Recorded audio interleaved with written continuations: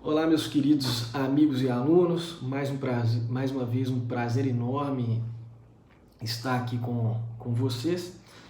Hoje nós vamos tratar de um dos temas mais relevantes aí sobre a extinção das obrigações, o qual nós iniciamos na aula passada com a teoria do pagamento. Na aula passada nós estudamos tudo aí, esgotamos o tema pagamento. Em relação ao instituto de hoje, que é a consignação em pagamento ou pagamento em consignação, é um tema extremamente relevante, tanto para aqueles que pretendem advogar, como para os concurseiros. Isso porque diversas provas aí de concurso público e da OAB também tem diversas questões aí sobre esse tema, e na prática, no dia a dia da atividade profissional de um advogado também, por diversas vezes vocês vão encontrar problemas, situações que serão solucionadas mediante a utilização desse instrumento. Pessoal, então, para a gente já iniciar com tudo aí, a consignação em pagamento nada mais é do que um instrumento à disposição do devedor para que ele seja exonerado da obrigação. Vai, professor, mas isso é a mesma coisa que o pagamento? Não, calma lá, que nós vamos terminar esse conceito, tá? Então seria aí um instrumento, sim, à disposição do devedor para se exonerar da obrigação, mas somente nos casos em que ele seja impedido, ou que basicamente que ele seja impedido, ou que em razão de algum obstáculo ele não consiga honrar, cumprir, satisfazer a obrigação. Então, senhores, a consignação em pagamento consiste em um instrumento à disposição do devedor nos casos em que ele esteja impedido, que ele seja impedido de realizar o cumprimento da obrigação mediante o depósito da coisa. Muito tranquilo. Mas eu não entendi, professor. Então vamos entender. Um exemplo de consignação em pagamento, a gente pode vislumbrar. Imagine só. Você é um locatário num contrato de locação, e nesse contrato está previsto um reajuste dos aluguéis a cada ano. Honrado os 12 meses, passados os 12 meses do início do contrato de locação, incidiu então esse reajuste. Só que, para você, o reajuste, você, locatário, devedor, o reajuste, ele se deu de uma forma que acrescentou X reais ao valor do aluguel. Por sua vez, para o credor, esse reajuste avançado não acrescentou X, acrescentou 2X. E você discorda. Ao fazer o pagamento, na hora de fazer o pagamento, o credor, o locador, encaminha para você um boleto com o valor que ele tem de devido, o aluguel mais 2x de reajuste. Você, por sua vez, fala: locador, não é assim, me envia um outro boleto, me envia um outro título para eu fazer esse pagamento, porque nas condições que você impôs, eu não vou fazer não. Tá certo? O locador, não vou. Tem que ser da forma que eu falei. Dessa forma, você, para não perder, não deixar que a obrigação ocorra, para que ocorra o termo da obrigação, o vencimento da obrigação e, portanto, haja a incidência de juros, encargos e multa, você vai utilizar deste instrumento, que é a consignação em pagamento, e vai fazer o quê? O depósito, a consignação da coisa para, a coisa que no caso é o dinheiro, para se ver livre da obrigação. Então você vai lá e vai fazer o depósito da coisa no montante que você entendeu devido para que ocorra a extinção da obrigação e, regra geral, não tenha a incidência de juros, multa ou encargos. Agora entendi, professor. Perfeito, turma. Perfeito. Muito importante mesmo, que ao estudar, vocês, principalmente no próximo semestre, vocês vão ter direito civil, contratos e contratos em espécie. Lá, na teoria dos contratos, nos contratos em espécie, existe um contrato denominado venda por consignação. Senhores, em hipótese nenhuma confunda os institutos.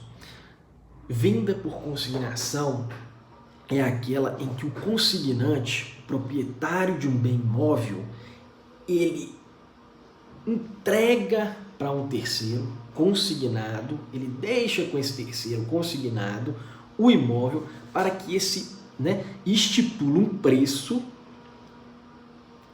Então vamos colocar para entender. Ele deixa com o terceiro o bem imóvel, estipula um preço que esse bem será vendido.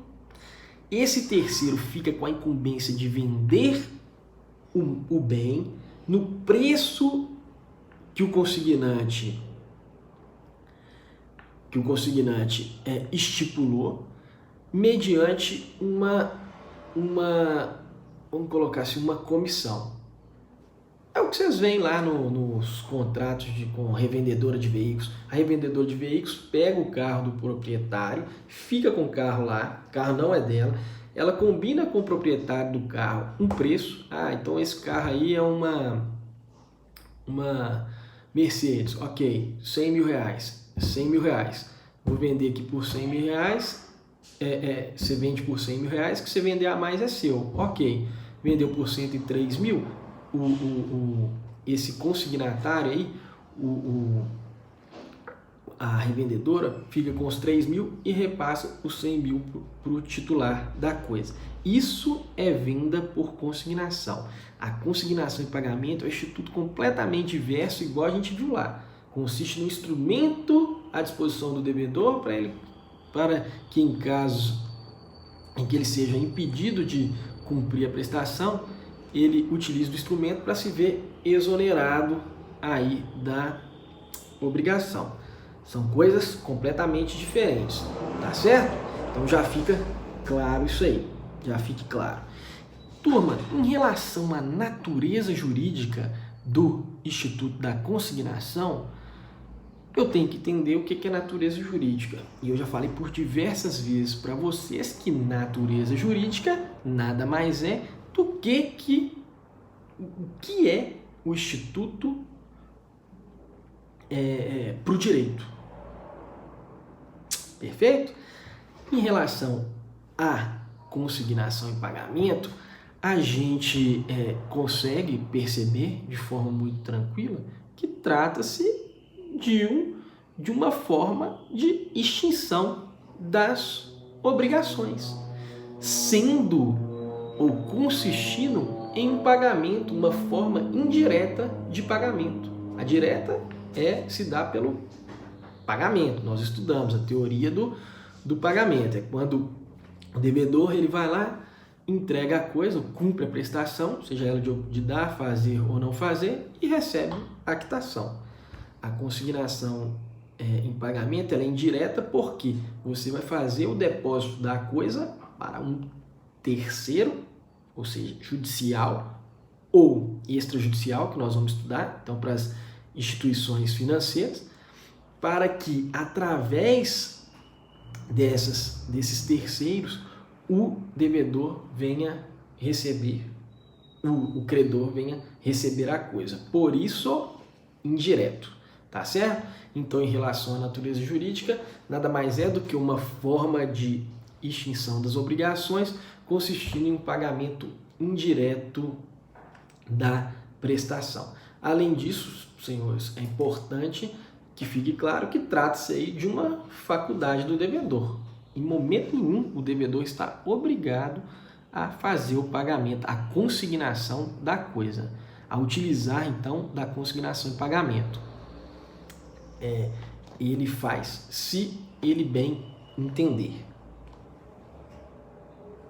Perfeito? Pessoal, em relação às hipóteses em que poderá ocasionar a consignação em pagamento, elas estão previstas aí no artigo 335 do Código Civil. A primeira delas, que está aí no inciso, no inciso 1 do artigo 335, consiste aí no caso se o credor ele não puder receber a coisa. Não puder receber a coisa. Imagine aí que ficou avançado que você tem que entregar 100 cabeças de gado para determinado credor. Chega no dia da obrigação, ele não tem um local adequado para receber. Ele não tem um local adequado para receber. Você bate lá na casa dele, ele mora num apartamento, ó, tô com as 100 cabeças de gado aí, você tem que receber. Olha, ele não pode receber, não tem como ele receber, tá certo? Mas mesmo assim, e ele tenta se esquivar aí de você de qualquer forma, não quer nem receber você, tá? Dessa forma você vai ter que consignar esses bens em determinado local indicado pelo juiz. Geralmente, no caso desse, o juiz iria indicar sua própria fazenda, o local que os bens já estavam, e deixar lá para que ele notifique o credor para receber esses bens, tá certo? O outro caso seria se o credor ele está doente, internado, não pode também receber o valor, a prestação combinada. Nesse caso também, o devedor ele pode consignar a coisa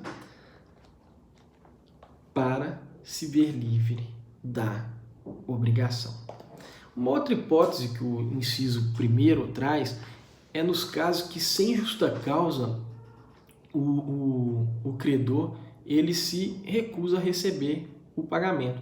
Então, você está lá com o veículo, ele combinou o veículo, combinou a entrega do veículo X, você vai lá fazer a entrega do veículo, imagina aí que você viajou, foi para outro estado com o veículo, foi lá fazer a entrega, no momento da entrega o credor vai, sem motivo nenhum, se recusa a receber. Não vou receber o bem não.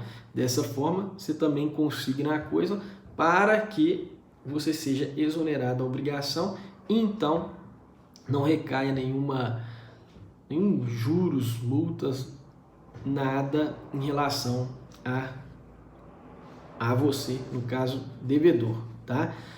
E uma última hipótese disposta no inciso aí, no inciso 1º, é no caso de recusa do credor em dar quitação. A gente viu na aula passada, e acho que ficou bem claro, que a quitação ela é um direito do devedor e um dever do credor. E uma vez feito o pagamento, cumprida a obrigação, se o credor, se o devedor não pegar a quitação, ele futuramente ele poderá ser demandado e ficar obrigado a fazer o pagamento novamente. Por isso a importância da quitação, a importância de receber a quitação, observados os requisitos que a gente estudou na aula passada, os requisitos da própria quitação, que é origem da dívida, nome do devedor, endereço, data, tudo direitinho, o que está pagando, discriminar o que está pagando. Então isso aí é muito importante, tá certo? Pessoal, nós temos aí mais hipóteses no inciso segundo, que consiste aí no caso, se o credor não for ou não mandar ninguém a receber a coisa no lugar, tempo e condições devidos. No inciso terceiro, tem aí, se o credor for incapaz de receber, for desconhecido, declarado ausente ou residir em lugar incerto ou de acesso perigoso. No inciso 4, se ocorrer dúvida sobre quem deva legitimamente receber o objeto do pagamento. Esse inciso aí é até interessante, porque aconteceu uma situação com um cliente meu, em que ele é um dentista e há 10 anos ele sempre comprou materiais que utiliza lá na prestação de serviço, ele sempre comprou de um determinado fornecedor. Depois de 10 anos, entra em contato com ele, uma terceira empresa, e fala, olha, firmei o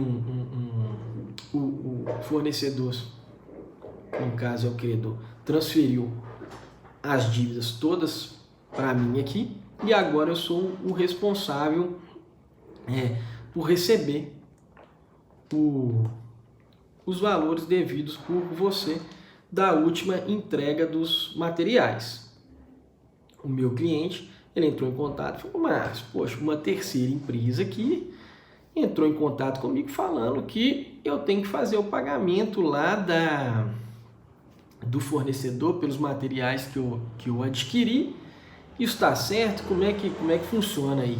Ele pode realmente adquirir esse crédito? Eu falei, não tem problema nenhum, pode adquirir, tem um instrumento que vocês até estudaram, que é a cessão de crédito, que permite sim. Mas vamos entrar em contato com eles e pedir o quê?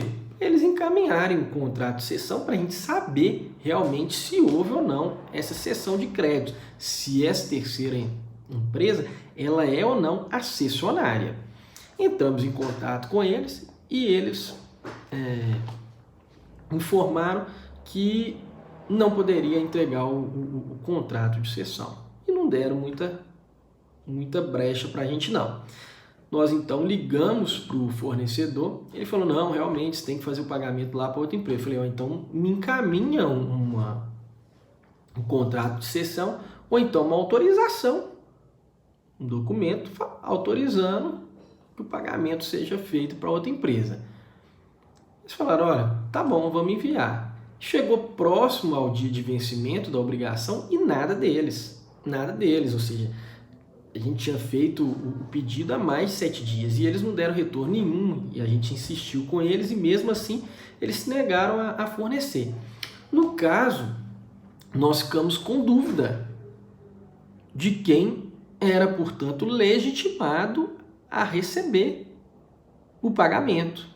Nesse caso, a solução adotada, a solução que eu propus e que foi adotada pelo cliente, foi a de utilizar esse instituto, consignação e pagamento, para que ele fosse exonerado, então, da obrigação.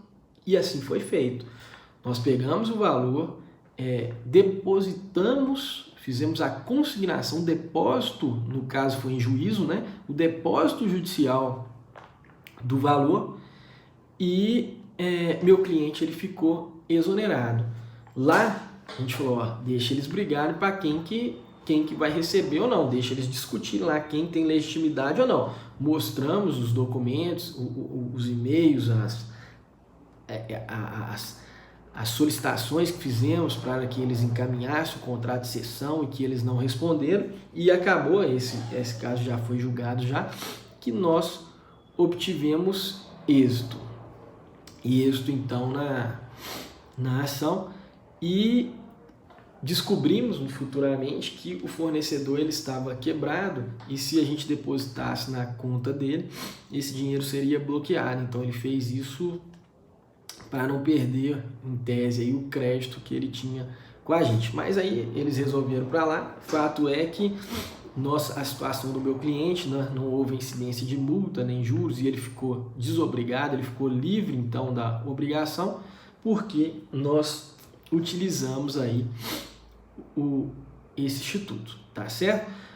Uma última hipótese que o código apresenta, está no inciso 5º, que se pender litígio sobre o objeto da coisa. Imagine lá que duas pessoas estão discutindo se são ou não, quem é o titular, vamos colocar assim. Estão discutindo quem é o titular de determinado bem. Uma acha que é ela, a pessoa acha que é ela, a pessoa B entende que é ela. E elas estão brigando judicialmente para ver quem é a titular daquele bem. Você, como devedor, que está na incumbência de entregar o bem, ou seja, a sua prestação consiste na entrega daquele bem, você tem que utilizar desse instituto da consignação para evitar prejuízos futuros para o seu cliente, porque se ele entregar para B e ficar no futuro decidido que A que era o titular, ele poderá ser demandado para entregar, fazer o pagamento da coisa novamente para A. Então tem que tomar muito cuidado. O mesmo se ele pagasse para B e A fosse o declarado aí o titular da coisa, ele poderia ser demandado também nessa situação, tá? Então ele pagando para um ou para outro, se ficasse constatado que na verdade o outro era o titular da coisa, ele poderia ser demandado. E aí, por meio do Instituto da Consignação em Pagamento, vendo lá a dúvida, tendo dúvida de quem é o titular da coisa, você opta por utilizar a consignação em pagamento para se ver livre da obrigação e não ter prejuízo futuro.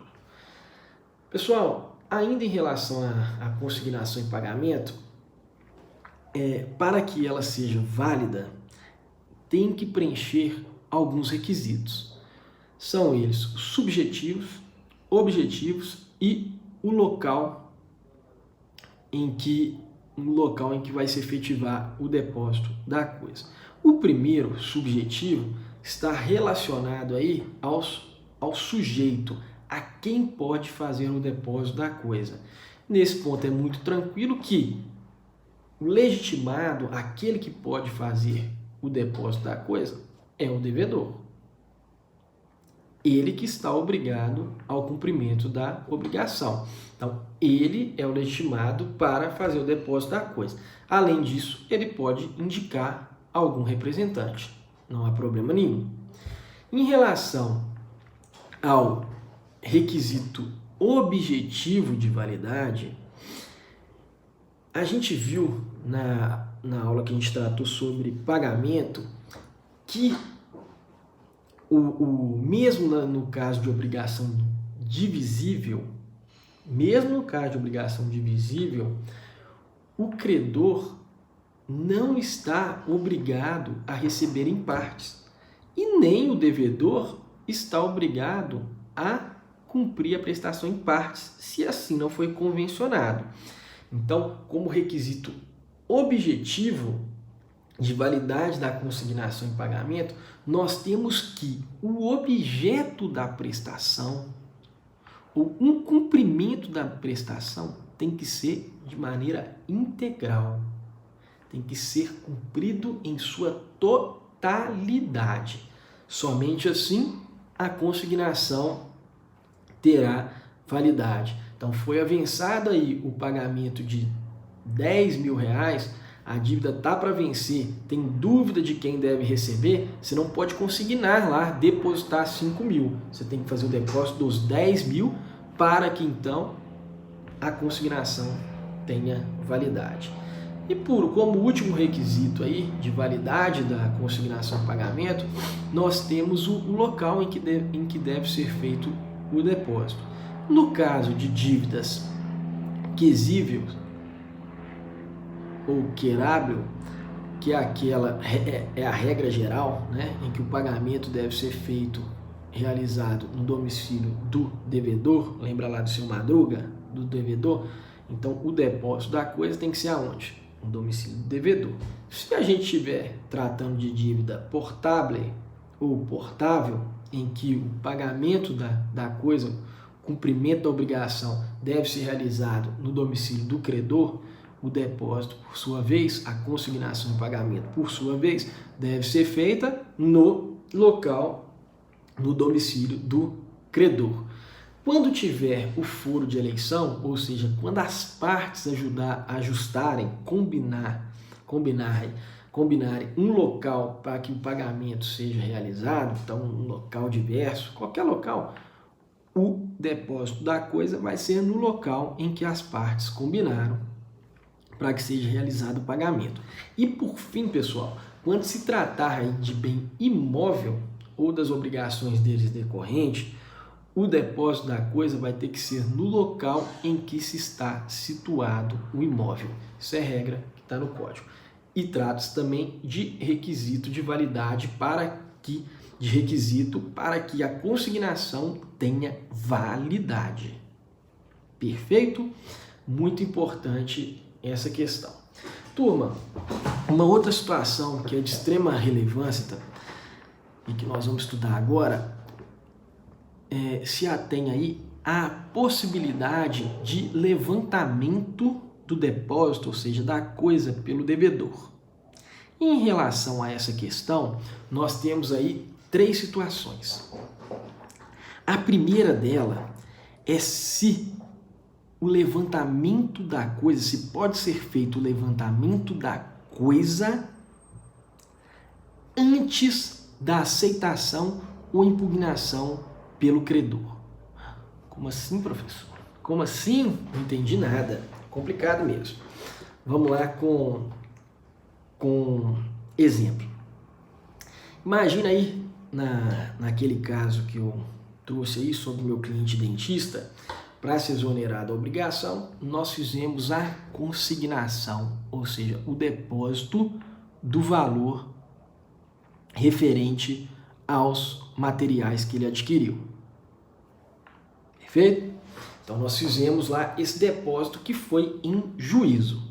Foi um depósito judicial. O juiz abriu uma continha à parte, lá vinculada à secretaria dele, e nós fizemos o depósito lá. Ele emitiu uma guia para a gente e a gente pagou essa guia.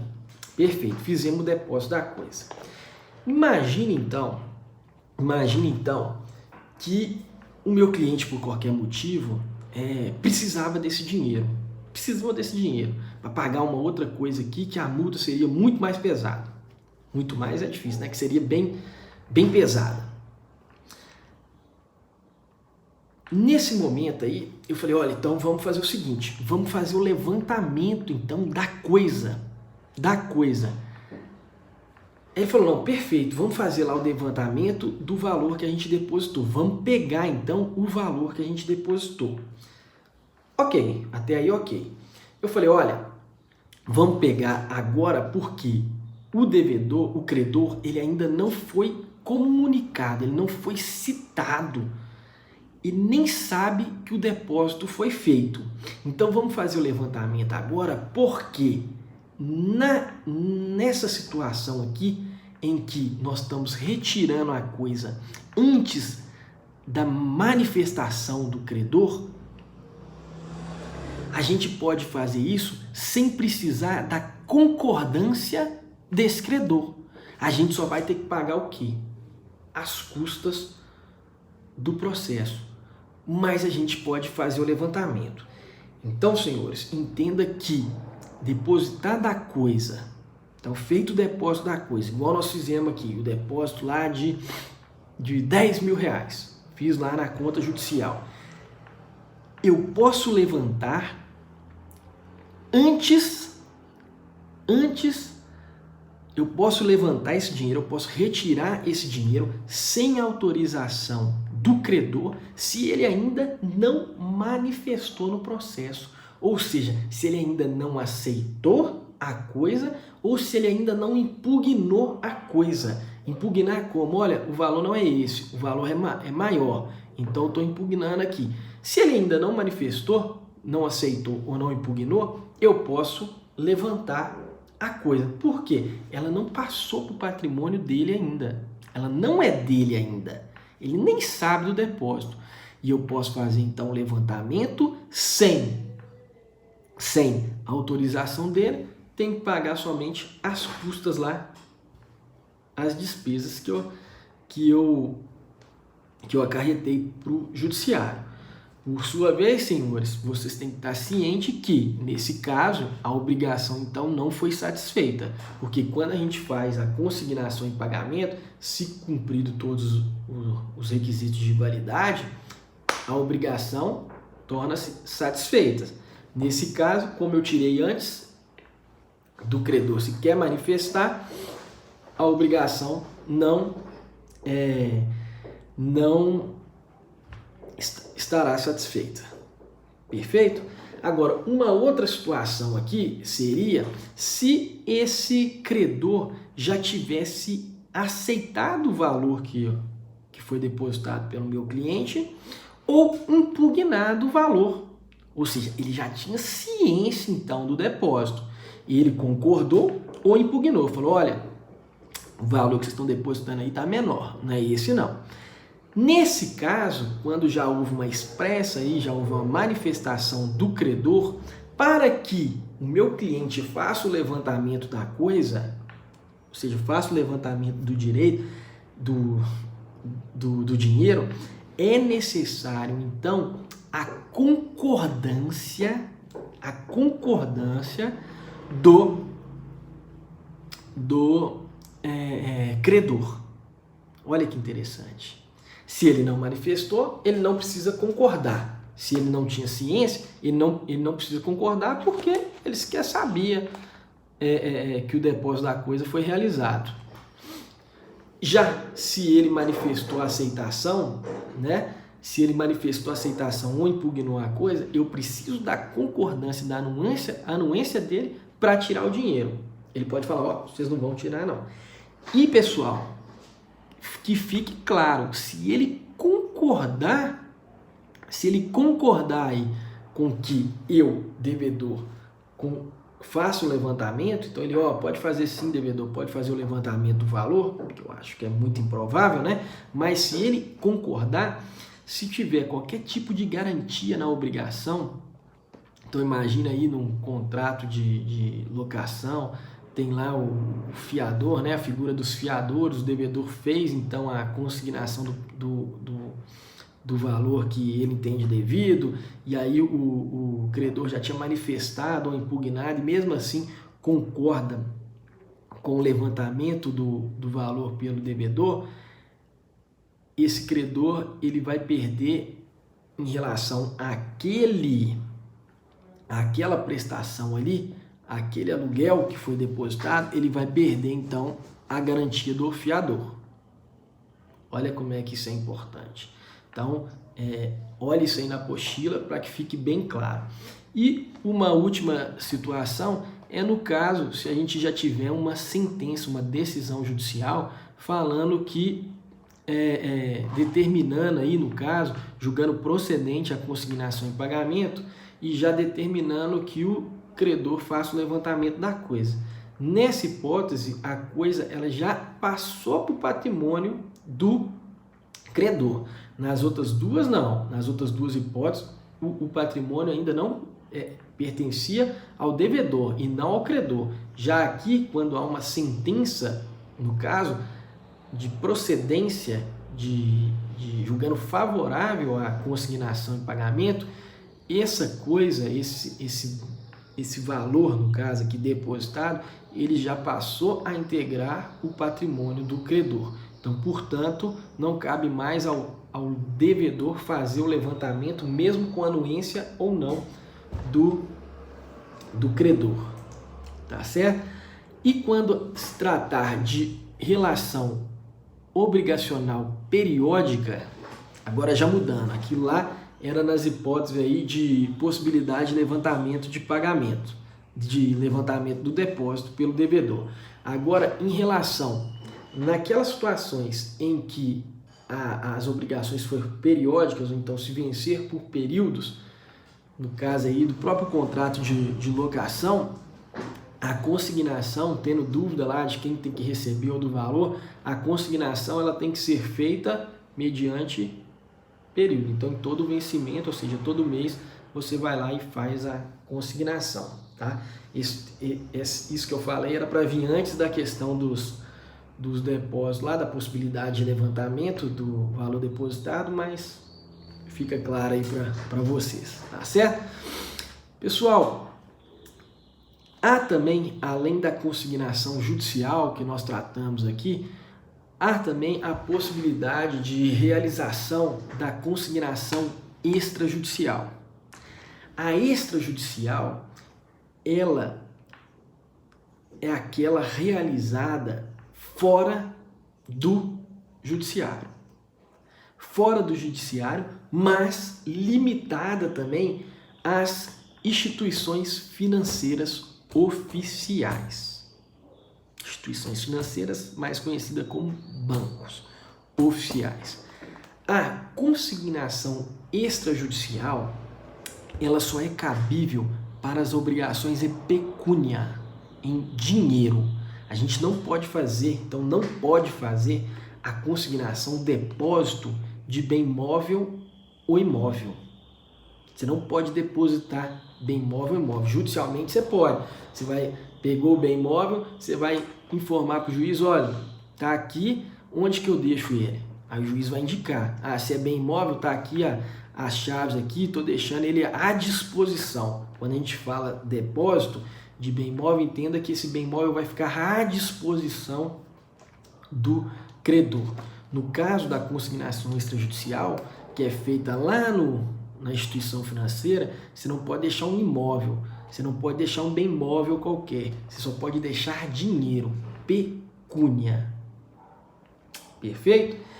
E a consignação extrajudicial, ou seja, o depósito de dinheiro, ele só pode ser feito em bancos oficial, preferencialmente aí no caso bancos públicos, Banco do Brasil e Banco do Brasil, Sociedade Economia Mista, mas esquece para lá, ou Caixa. Não havendo esses bancos, pode ser feito aí num banco privado, não tem problema nenhum. Perfeito? Pessoal, sobre consignação em pagamento, sobre esse importante instituto, é isso que eu tinha para apresentar aqui para vocês. Espero que tenham entendido e qualquer dúvida, estou à disposição e na aula aí de sexta-feira a gente bate mais um papo. Grande abraço a todos e até breve.